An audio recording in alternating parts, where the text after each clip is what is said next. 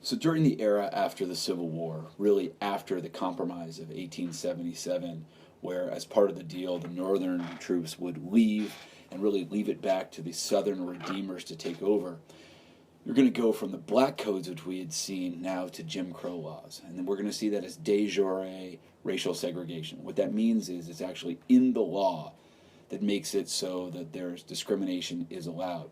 Now, famously, we're going to see the case in 1896 of Plessy versus Ferguson, where the Supreme Court is actually going to rule that separate but equal is okay so long as there are equal accommodations for whites and African Americans, which in fact was never the case, was really just a fiction. And we're going to see that overturned in 1954 with Brown versus Board. But in terms of looking at what's going on in the South, it's important to realize that people are going to rise up against this. And so when we look at two reformers, African American reformers, who sought to change the way that African Americans were treated, first you need to look at Booker T. Washington.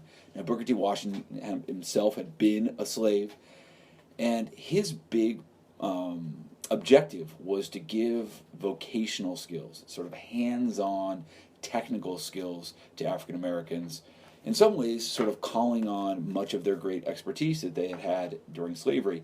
So he has the Tuskegee Institute in Alabama, whose goal is to teach vocational skills so African Americans can get to become economically self-sufficient and then not rely on having to rely on whites. Now, he famously gives a speech called the Atlanta Speech, which W.E.B. Du Bois called the Atlanta Compromise, and he called him an Uncle Tom and an accommodationist, because in this speech, in which Booker T. Washington sort of says, cast your bucket down to a bunch of white people, what he's saying is, give us the opportunity right now.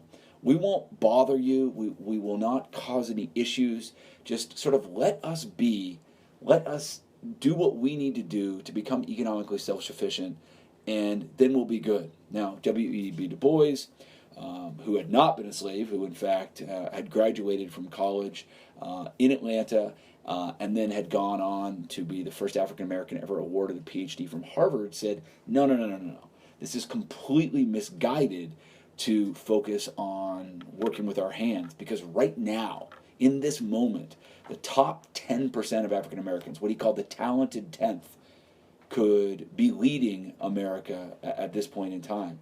So what he's going to do is he's going to focus on something that is called the Niagara Movement, and that really sort of turns into the NAACP, which still to today is the most influential African American rights organization. And instead of arguing for economic self-sufficiency, he's arguing for political and economic rights being given right now, because he says African Americans deserve it. So what you have in Booker T. Washington is somebody who in some ways will be like MLK, willing to work with white Americans, holding great power, sort of over the movement. And then you get somebody like Du Bois, who's a bit more militant, sort of a bit more on the margins, a bit like a Malcolm X. Now, those are not perfect analogs, but interesting to think of the comparison to what we're going to see in the late 1800s, early 1900s with pushing for African American rights versus the 60s and 70s.